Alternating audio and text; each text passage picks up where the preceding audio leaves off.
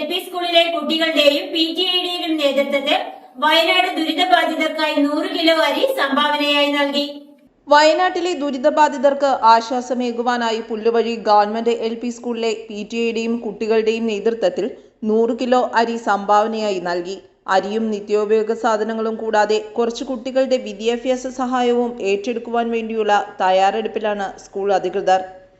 PTA president Sreekumar PR, PTA അംഗങ്ങളായ പോൾസിൻ GK, Subeesh, head mistress KA Jeesha, അധ്യാപിക Silu KG എന്നിവർ സംബന്ധിച്ചു.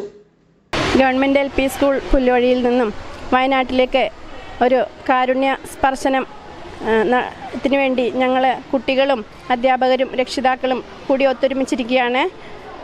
ഇത് കുറച്ച് ഭക്ഷണം, അരി, മറ്റ് സാധനങ്ങൾ നമ്മൾ അടുത്ത ദിവസം വയനാട്ടിലേക്ക് പോകുന്ന വണ്ടിയിൽ കയറ്റി വിടാൻ വേണ്ടി ഒരുങ്ങിയിരിക്കുകയാണ്. നമ്മുടെ ദുരന്തഭൂമിയായ വയനാട്ടിലേക്ക് നമുക്ക് ഒരു കൈസഹായം എന്ന നിലയ്ക്ക് നമ്മുടെ ഗവൺമെൻറ് LP സ്കൂളിൽ നിന്നും നമ്മുടെ കുട്ടികൾ വളർന്നു വരുന്ന ഒരു തലമുറയാണ്.